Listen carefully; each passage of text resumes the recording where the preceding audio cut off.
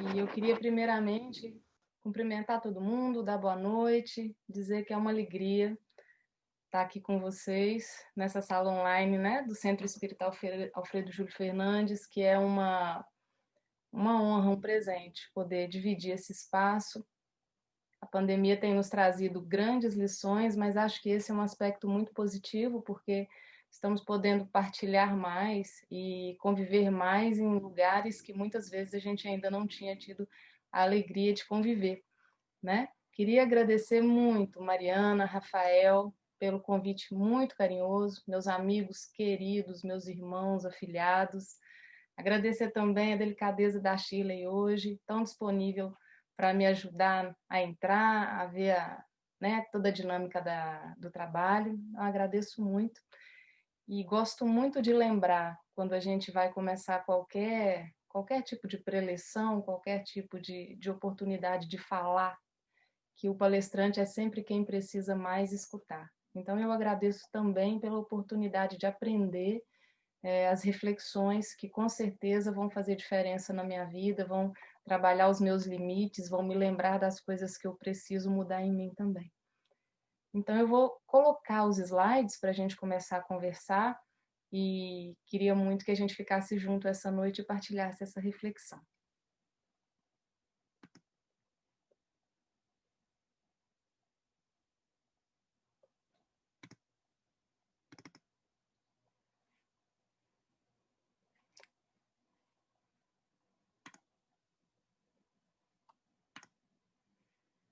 Pessoal, vocês confirmam para mim se a tela está aparecendo, se o slide apareceu? Sim, Giovana, estamos vendo muito bem.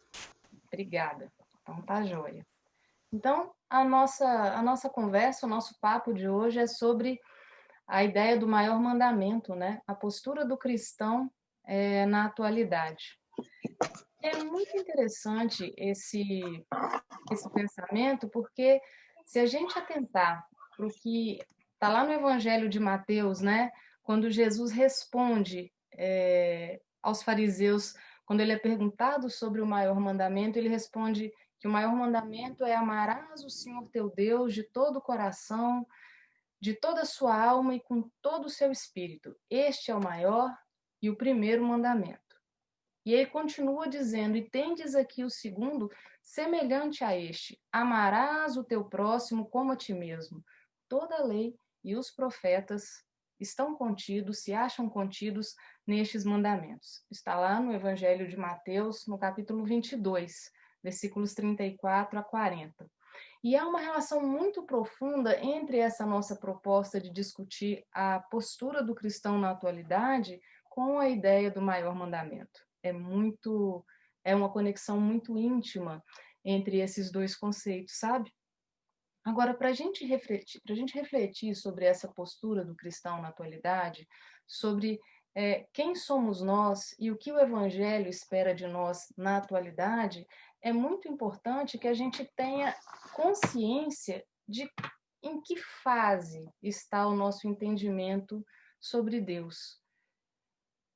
Isso é tão bonito porque a dinâmica do que o Cristo fez foi mudar o nosso entendimento sobre Deus. A ideia de um Deus tirano, de um Deus cruel, de um Deus que era muito mais vingança do que justiça, é totalmente remodelada pelo pensamento cristão e pela força do exemplo do Cristo, que vinha dizer que Deus era um pai de amor, que era um pai de bondade, que era um pai de justiça, mas para além de justiça era misericórdia. E eu queria fazer uma pequena leitura para vocês do livro da Gênese, né, do Pentateuco Kardeciano, sobre essa mudança de paradigma que a vinda de Jesus faz no entendimento sobre Deus. E a leitura diz assim: o Deus que o Cristo nos apresenta não é mais aquele terrível, ciumento, vingativo de Moisés. O Deus impiedoso que rega a terra com sangue humano, que ordena o massacre e o extermínio dos povos, sem excetuar mulheres, crianças e velhos.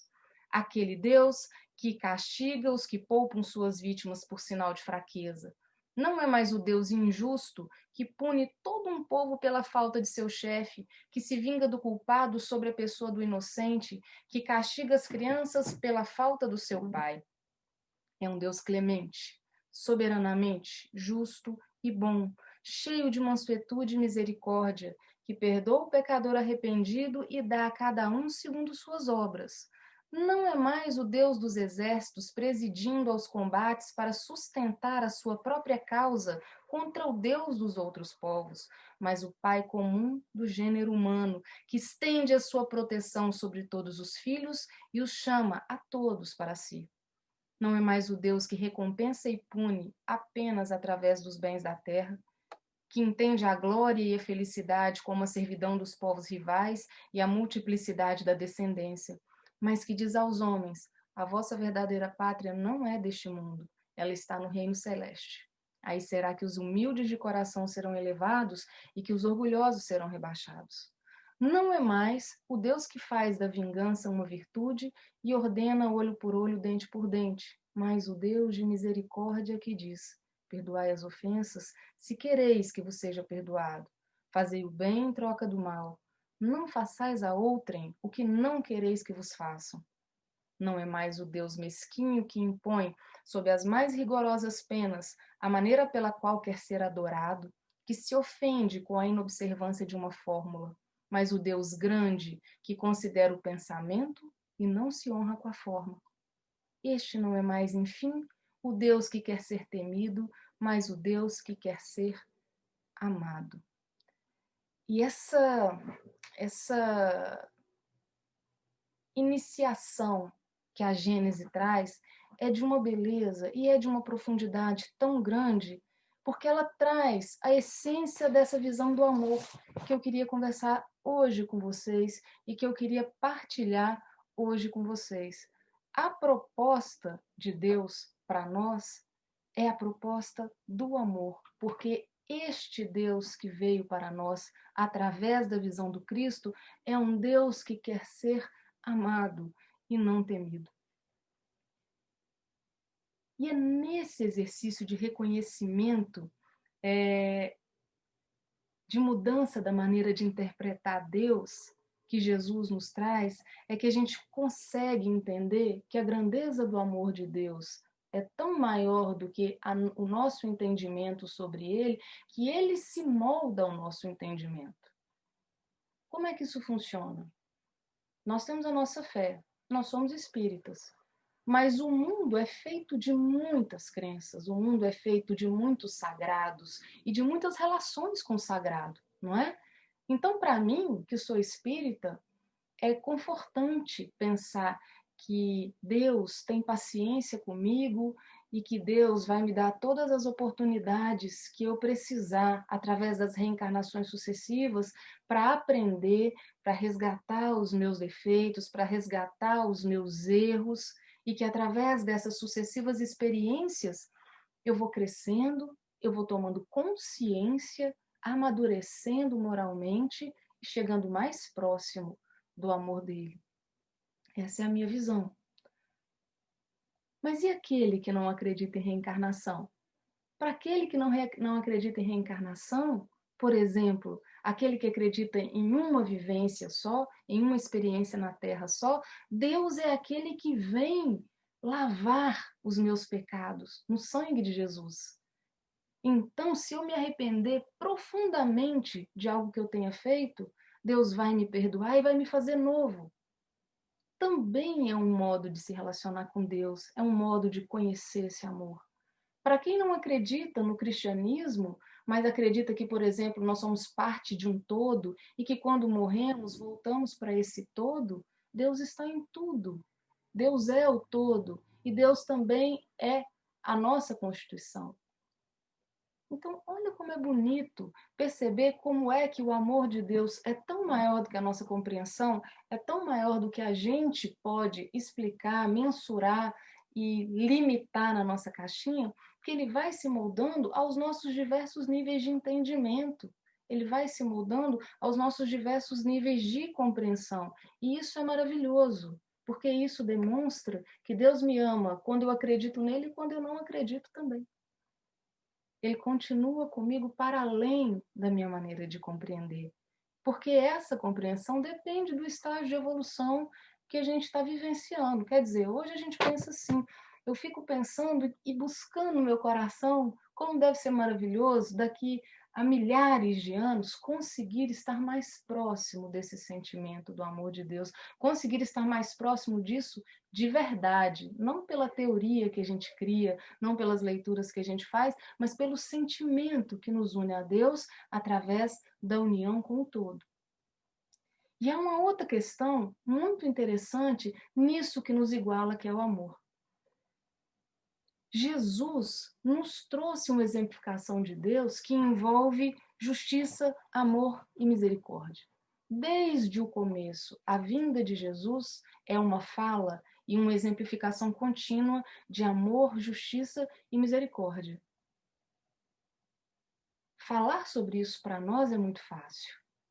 Falar sobre Jesus, sobre o amor de Jesus, sobre o exemplo do Evangelho de Jesus para nós é quase que um assunto diário, né? A gente levanta, fazemos a leitura do Evangelho, fazemos uma oração ao longo do dia, lembramos de Jesus, lembramos de agradecer, fazemos pedidos e à noite estamos sempre tendo uma conexão com Deus de alguma maneira e podendo falar disso com muita tranquilidade. Mas isso não aconteceu no começo. Isso não aconteceu no começo dos tempos. A diferença entre o cristão primitivo e nós, cristãos da contemporaneidade, é a maneira como a nossa fé é compreendida e a maneira como a gente pode expor a nossa fé. Os cristãos primitivos, né, os cristãos que estavam no tempo de Jesus e logo depois de Jesus, em que a perseguição aos cristãos se aumentou absurdamente, eram cristãos que tinham que testemunhar este amor, muitas vezes de forma extremamente dolorosa, com a própria vida, porque havia muita hostilidade, muita violência àqueles que abraçaram a ideia do Cristo logo após a sua passagem pela terra. Mas são muitos os relatos de sofrimento, de hostilidade, de violência nos primeiros séculos da era cristã. Se a gente pegar a série histórica do Chico, né, os livros do Chico Xavier com Emmanuel, que trata dessa parte histórica, né, há 2000 anos, 50 anos depois, aí Ave Cristo, que é um marco, né, uma coisa fantástica. Se você pega, por exemplo, no Ave Cristo, o momento em que Estevão é apedrejado, né, no momento do desencarne de Estevão, em que ele é levado ao colégio dos juízes e ele é julgado e sumariamente condenado por ser cristão, apedrejado por todos que estavam ali e que ainda assim manteve a complacência, manteve a altivez, manteve a sua fé. Tão bonito ver isso em Paulo Estevão, tão bonito ver a coragem desses primeiros cristãos. Em Ave Cristo, no momento em que o escravo Rufo tem a sua fé questionada, e no momento em que o seu senhor diz a ele, você é cristão? Ele diz, sim, eu sou. E que o seu senhor diz para ele, se você negar a sua fé, eu te mantenho aqui, mantenho sua família aqui. Mas se você continuar dizendo que é servo do Cristo, eu vou vender a sua mulher e as suas filhas como escravas que são. E ele, tonto de dor, sabendo do risco que a sua família corria, sabendo da morte iminente, disse, isso eu não posso fazer. Eu não posso negar aquele que é dono do meu coração, aquele que é dono do meu espírito.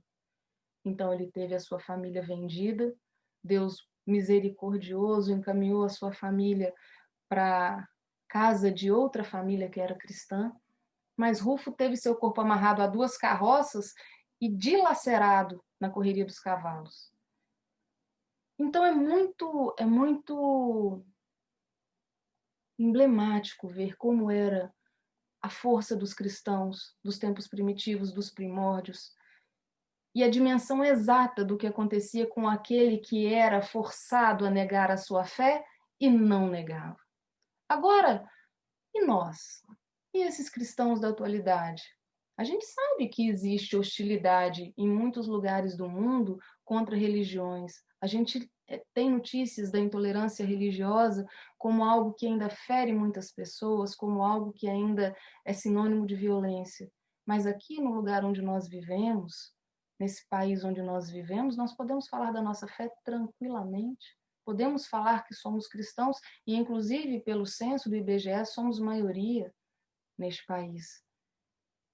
Qual é a postura desse cristão de hoje que tem o conforto de não ser perseguido pela sua fé, que tem o conforto de não ser perseguido pela força do que professa? O que é que esse evangelho espera da gente? O que é que Jesus espera de nós como cristãos da atualidade? E olhe, eu acredito em 4 elementos decisivos que caracterizam esse cristão da atualidade e essa postura que o cristão tem que ter para realmente poder ser chamado de cristão, para realmente poder se intitular cristão.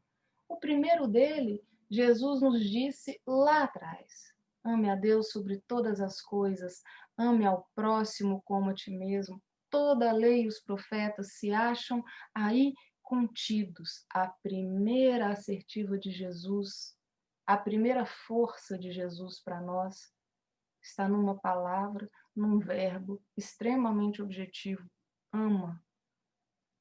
E é tão bonito ver como Jesus aprofunda a ideia desse amor, que Moisés, lá nos 10 mandamentos, né, já tinha falado sobre amar a Deus sobre todas as coisas, como a parte primeira dos mandamentos. Né? E Jesus aprofunda isso e traz isso de maneira ainda mais complexa quando ele diz amar ao próximo como a ti mesmo. E ele diz lá no Evangelho de Mateus, o segundo mandamento, semelhante ao primeiro, diz: ama ao próximo como a ti mesmo. Toda a lei e os profetas estão aí contidos. Quando Jesus afirma toda a lei e os profetas estão aí contidos, ele está dizendo assim, está tudo resumido aí. Se você estabelecer uma conexão com aquele que criou tudo por amor e conseguir ampliar esse amor a todas as criaturas, pronto. Agora, de que jeito que isso acontece?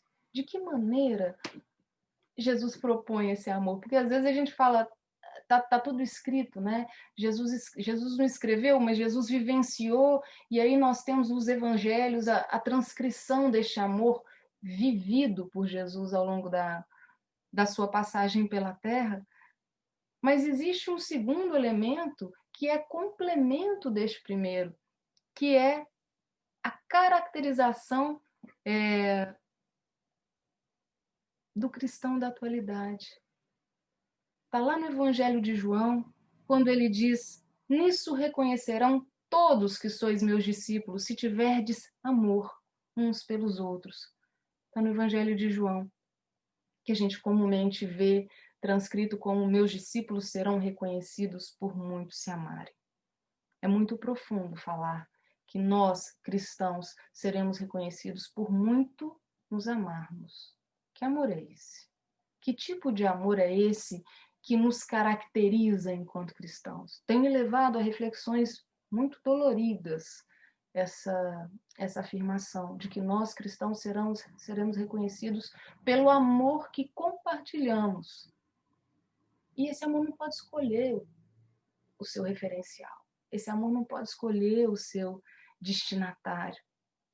Tem um poema de uma obra do Chico com o Carlos Bacelli, uma psicografia do espírito Albino Teixeira, que fala sobre isso, que diz o seguinte: por muitos se amarem, não somente pelas muitas reuniões que promovam, não apenas pelo conhecimento das Sagradas Escrituras, não somente pelas lutas que facei em nome do ideal, não apenas pelas atividades assistenciais que inspirem, não somente pela fidelidade aos compromissos assumidos, não apenas pelo número de adeptos que façam, não somente pelo desprendimento relativo aos bens materiais, não apenas pela resignação ante o sofrimento, não somente pelo dom da mediunidade que possuam, não apenas pelas instituições que edifiquem, não somente pelo cultivo da verdade, não apenas pela simplicidade de hábitos, acima de tudo, os discípulos do Senhor, em qualquer tempo e lugar,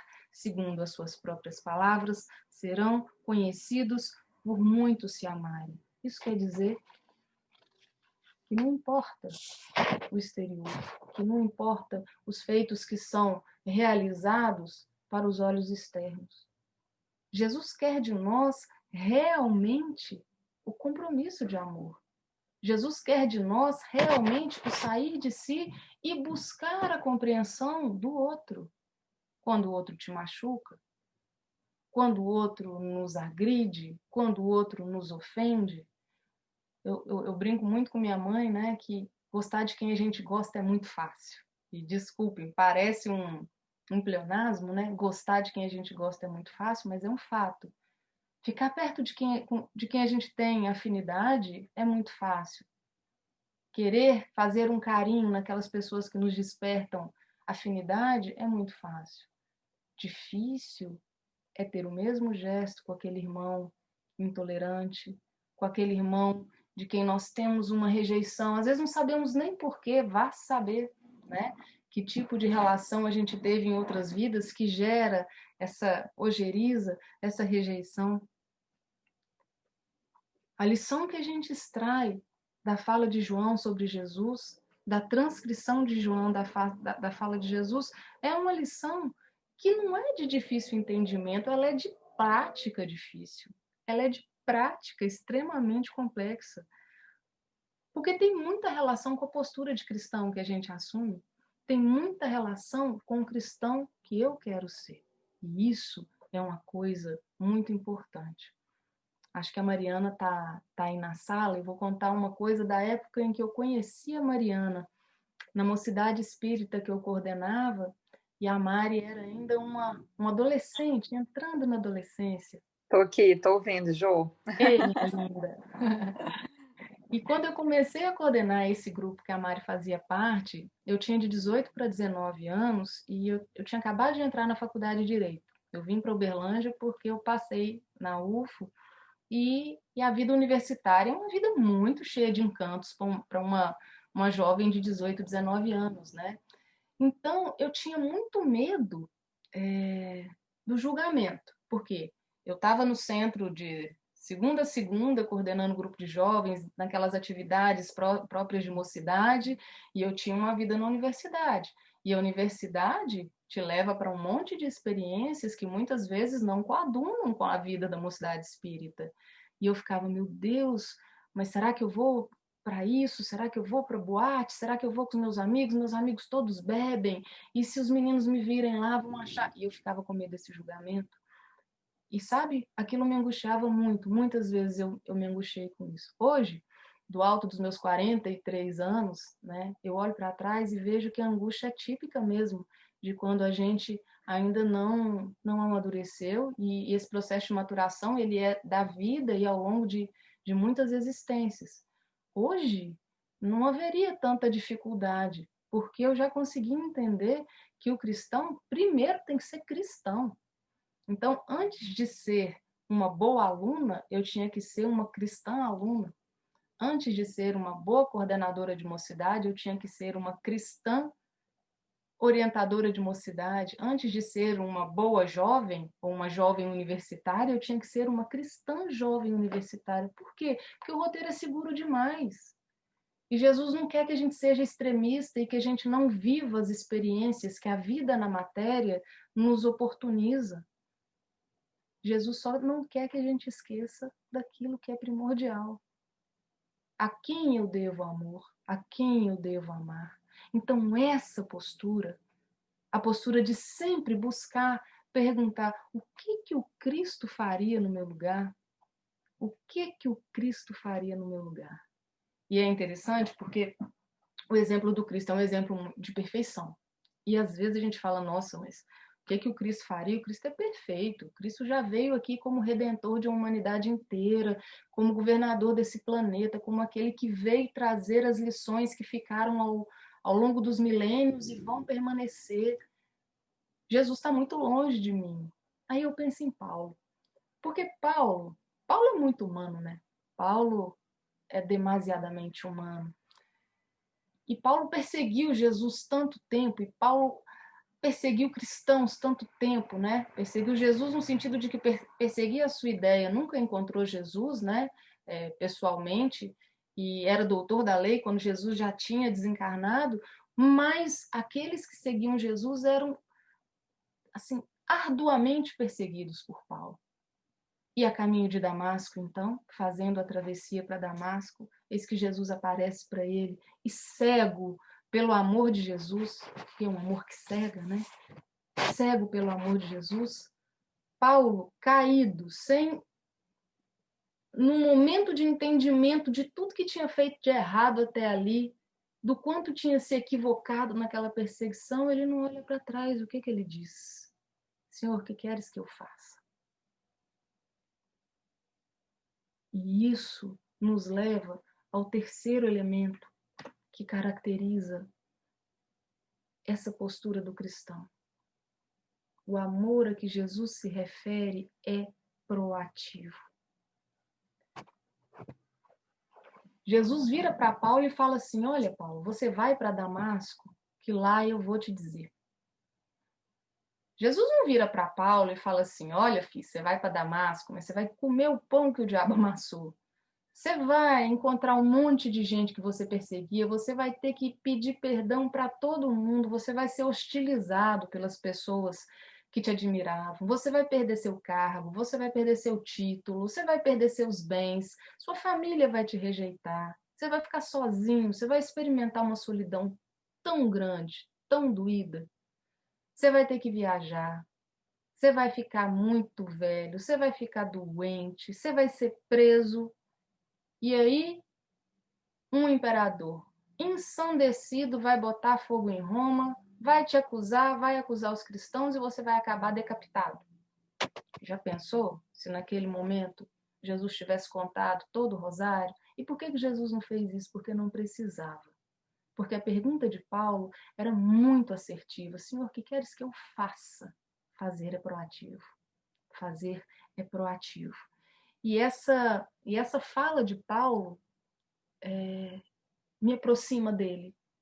Porque todas as vezes que eu trabalhei contra o cristianismo através do meu exemplo, do meu mau exemplo, através do pouco que eu fui humilde, do pouco que eu fui caridosa, do pouco que eu fui sensível à dor das outras pessoas, todas essas minhas humanidades, todas essas minhas mazelas, pequenezas, podem ser minimizadas a partir do momento em que eu olhar para Jesus com o meu coração aberto e disser: Senhor, o que queres que eu faça?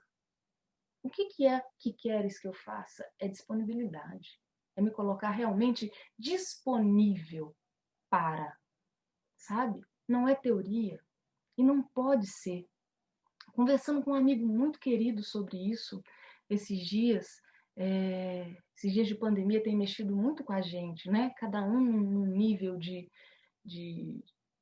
complexidade, de profundidade, mas acho que todo mundo foi chacoalhado de alguma maneira.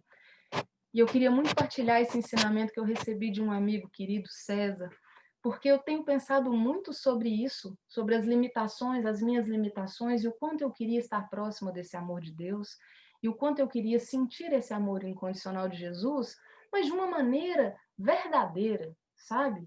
Que não escolhesse amar, que amasse na hora que fosse chamado a amar.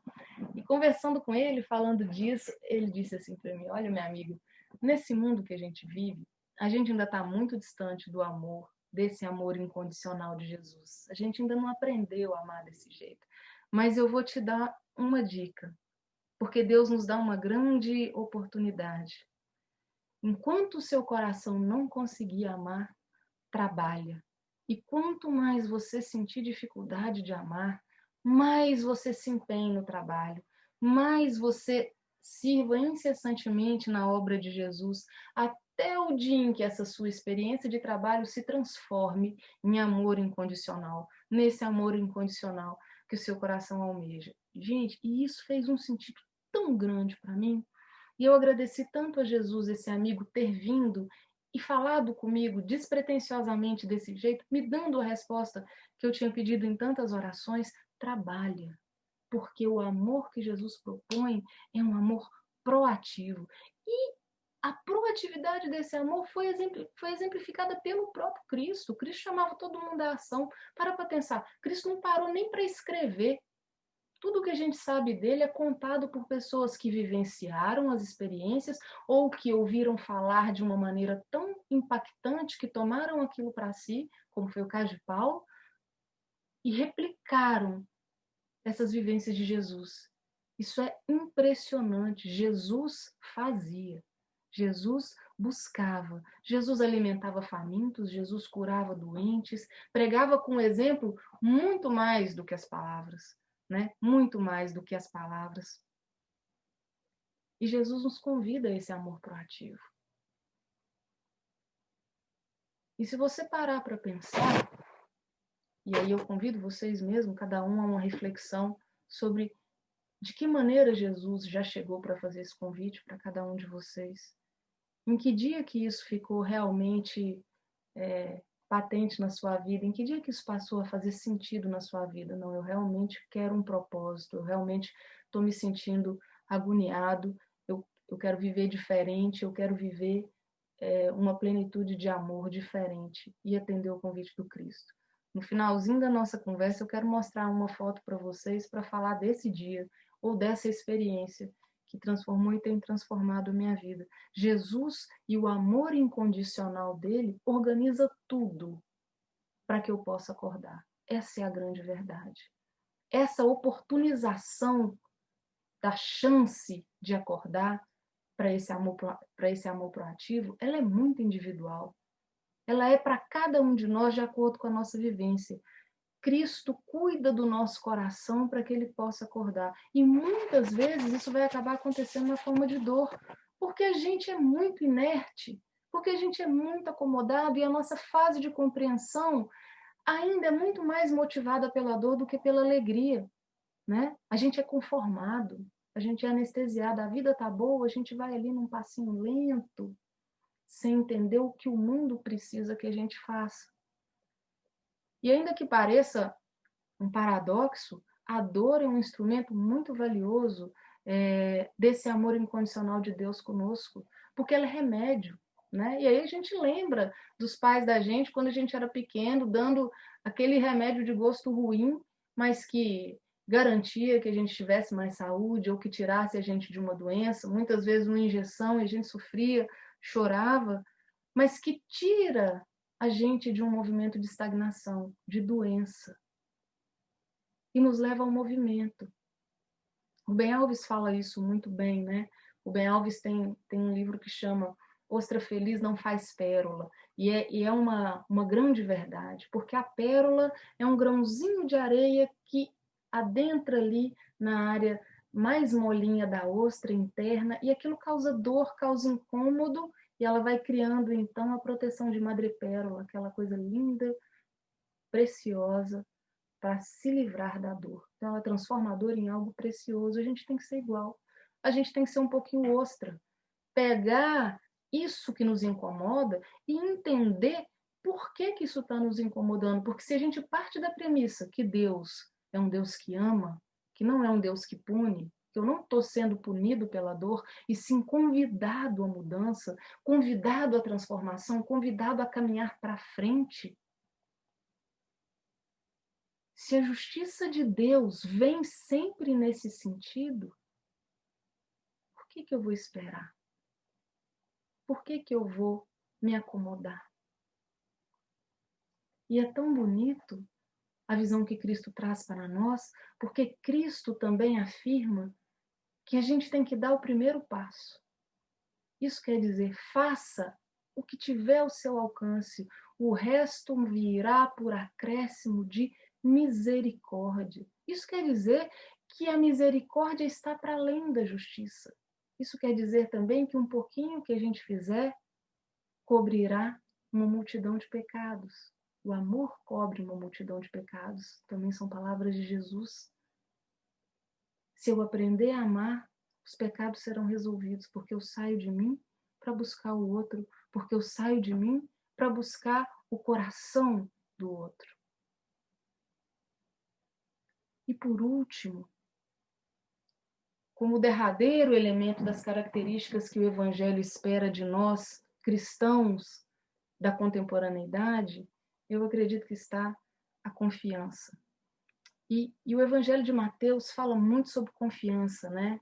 Porque o Evangelho de Mateus tem lá no seu capítulo 5 até o capítulo 7 um conteúdo precioso que a gente chama de Sermão da Montanha. O Gandhi fala isso, né? Que se todos os ensinamentos sagrados do mundo se perdessem, mas se garantisse a existência, se resguardasse o Sermão da Montanha, nada estaria perdido. Porque é um conjunto de ensinamentos em que Jesus vem propor uma contracultura mesmo, né? Ele vem fazer ensinamentos sobre diversas situações, como um professor mesmo. E tem uma parte do Sermão da Montanha que Jesus chama de ensinos. Na verdade, Mateus chama de ensinos, né? Separando a ideia do Sermão da Montanha. E essa passagem dos ensinos que eu queria partilhar com vocês é a que Mateus chama de ensino sobre a preocupação. E ele diz assim: por isso, eu lhes digo que não se preocupem com a vida diária, se terão o suficiente para comer, para beber ou para vestir. A vida não é mais que comida, o corpo não é mais do que roupa. Observem os pássaros. Eles não plantam, nem colhem, nem guardam alimento em celeiros, pois seu Pai Celestial os alimenta.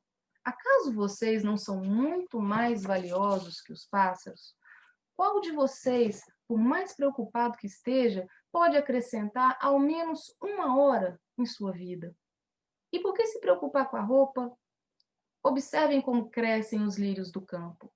Não trabalham, nem fazem roupas. E, no entanto, nem Salomão, em toda a sua glória, se vestiu como eles. E se Deus veste com tanta beleza as flores silvestres que hoje estão aqui e amanhã são lançadas ao fogo, não será muito mais generoso com vocês, gente de pequena fé? Portanto, não se preocupem dizendo o que vamos comer, o que vamos vestir. Essas coisas ocupam o pensamento dos pagãos, mas seu Pai Celestial já sabe do que vocês precisam. Busquem, em primeiro lugar, o reino de Deus e a sua justiça, e todas essas coisas lhes serão dadas. Portanto, não se preocupem com o amanhã, pois o amanhã trará as suas próprias inquietações. Bastam para hoje os problemas deste dia. A que ponto? E nesse tempo em que a gente está sendo chamado a testemunhar, né? Esse tempo de recolhimento, de receio que a gente tem vivido, a que ponto a gente estabelece essa relação de confiança?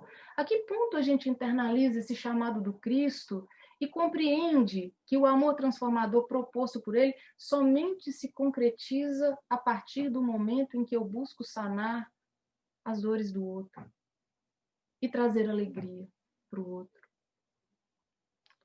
Eu acredito que esse é o grande desafio da contemporaneidade.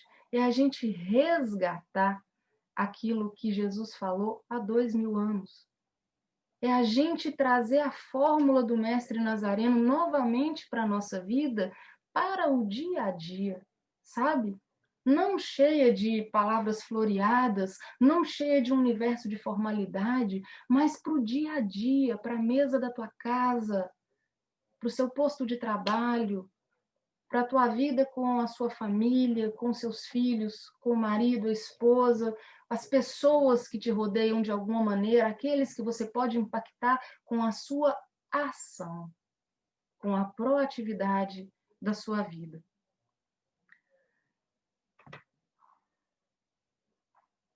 Tem uma parte também no livro da Gênese que eu gosto muito e que fala da seguinte maneira: ao ser criado, todo espírito recebe em si a centelha divina, como a relembrá-lo durante toda a eternidade de sua irremediável conexão com o Pai. Estar aberto e disponível para sentir essa conexão nos assegura de que somos totalmente capazes de amor, de servir, de enxergar em todas as pessoas a mesma luz de Deus que nos mantém. É maravilhoso pensar que Deus, no momento de criar os nossos espíritos, por puro amor, por puro, imenso, incomensurável amor, tira um pedacinho dele e coloca em nós como uma chave que a gente acessa sempre que quiser, de conexão da criatura com o Criador, de conexão minha com aquilo que pode resolver todas as minhas dores. E no momento que eu acesso essa conexão, eu compreendo que existem maneiras muito simples de eu estabelecer esse vínculo com Deus. E que a mais certeira delas é estabelecer esse vínculo através do outro, através da minha vida, impactando positivamente a vida do outro. E eu queria muito dividir com vocês, para encerrar, que acho que a gente já está com o horário vencendo, de que maneira que esse amor proativo entrou na minha vida. E também para que fique como um convite para vocês, né? Porque acredito que Deus tem maneiras de conversar e chamar a gente ao trabalho de muitas formas, né? Através de muitas oportunidades. Essa foi a oportunidade das oportunidades mais bonitas e abençoadas que aconteceu na minha vida. Trabalho da Fraternidade Sem Fronteiras, que é uma organização humanitária da qual eu faço parte há 3 anos, e que transformou a minha vida, transformou a vida da minha família como um todo. Esse trabalho, essa foto que vocês estão vendo, foi de uma das missões em que a gente esteve na África, em Moçambique, que é um dos países em que a Fraternidade Sem Fronteiras tem centros de acolhimento para crianças em situação de extrema vulnerabilidade. E essas 2 fotos, né, são de uma criança só, que é Marisa. Essa foto primeira de Marisa extremamente desnutrida foi tirada em fevereiro deste ano, quando a gente esteve pela última vez em Moçambique, antes da pandemia, já ali no limiarzinho da pandemia, final de fevereiro. Marisa chegou para a gente pela mão da mãe dela, no nosso centro de acolhimento principal, onde a gente achava que já não iria mais encontrar desnutrição. E essa criança de 2 anos chegou pesando coisa de 5,5 kg para nós, um risco iminente de morte. E naquele momento, o nosso grupo de caravaneiros, nós éramos mais ou menos 30 pessoas, se juntou, se organizou, garantiu para ela alimentação para ela, para sua família durante o próximo ano, colocou essa criança no nosso centro de acolhimento para se alimentar de segunda a sexta-feira, que é o que o centro de acolhimento proporciona. Conseguiu também alimentação suplementar, aqueles leites fortificados para ela. E um casal que estava no nosso grupo de trabalho ficou muito comovido com a situação da família e deu a casinha que eles precisavam para viver, porque eles não tinham casa, viviam debaixo de árvore. Por que eu estou contando isso para vocês? Porque a gente foi lá fazer caridade para a família de Marisa? É exatamente o contrário. Eu quero contar para vocês que o milagre da Marisa é o nosso milagre. Ver a Marisa nessa foto da direita, que foi tirada em junho, poucos meses depois que ela veio para nós, se alimentando, gordinha, bochechuda, feliz, uma criança resgatando a sua saúde, resgatando a sua humanidade através do pouco que a gente fez, nos coloca em conexão com essa divindade que a Gênesis falou, com essa divindade que o Evangelho fala, com esse amor proativo que Jesus nos pede. Marisa é o nosso pequeno milagre. E é o pequeno milagre de muita gente, assim como as crianças que a gente tem aqui no Brasil, assim como tantas outras pessoas que precisam de ajuda e que com um pouquinho que a gente fizer vão florescer. Deus pode fazer qualquer coisa, mas Ele escolheu precisar de nós para realizar as coisas que Ele precisa fazer na matéria. Deus precisa dos nossos braços para realizar milagres. Então, que esse amor proativo possa se fortalecer em nós e se concretizar em milagres nas vidas das outras pessoas. E pode ter certeza, nas nossas. Porque a ilusão pensar que o bem que a gente faz é para o outro, né? O bem, a cura, a leveza, a transformação, ela é proporcional ao amor que se coloca na situação. Ama, foi o conselho do Cristo. Ama proativamente. E se seu coração, como o meu, ainda é capaz de pouco amor, trabalha incansavelmente até que todo esse trabalho, todo esse esforço, toda essa entrega se transforme nesse amor incondicional que nos liga a Jesus, que nos liga a Deus e que nos conecta a todos. Eu queria muito, muito agradecer o tempo de vocês, a paciência de vocês, o convite carinhoso que eu recebi, que é sempre um presente, a oportunidade de revisitar as lições de Jesus que enchem o coração da gente de alegria. Dizer que foi um prazer muito grande para mim. Pedir a Jesus que abençoe cada um de vocês, a vida de vocês, a casa de vocês também. E eu vi que vocês vão retornar às atividades do centro, né? Que Jesus possa abençoar muito esse retorno. Tenho certeza que vai ajudar muitas pessoas, vai impactar muitas vidas. Um grande beijo. Obrigada, gente.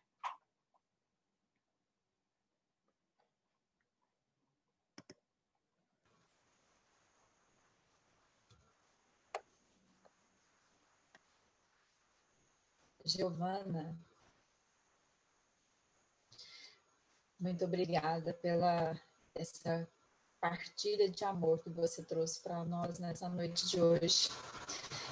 Acredito que, assim como eu, as pessoas que estão te acompanhando desde o começo foram tocadas. Então, recebemos também aqui as suas vibrações de amor. E gostaria de, em nome da casa, Alfredo Júlio Fernandes e de todos que estão aqui, te pedir para que você fizesse para nós um encerramento com as suas orações e encerrando aqui para nós, por favor. Obrigada, minha querida. Foi um maior prazer.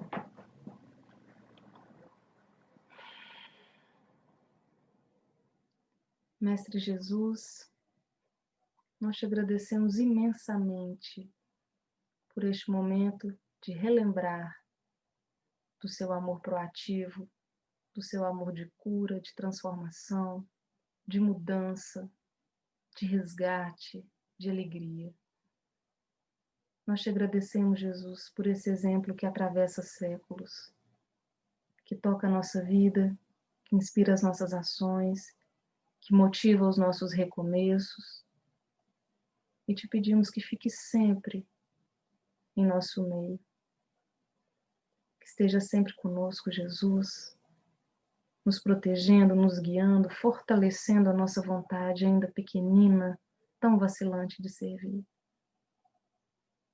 Protege essa casa, o trabalho dos irmãos dessa casa, seus ceareiros, Senhor.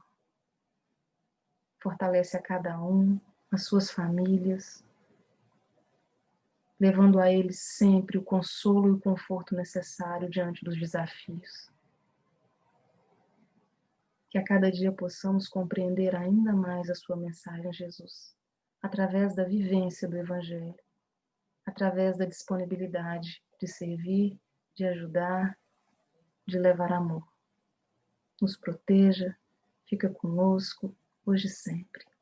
Que assim seja, graças a Deus.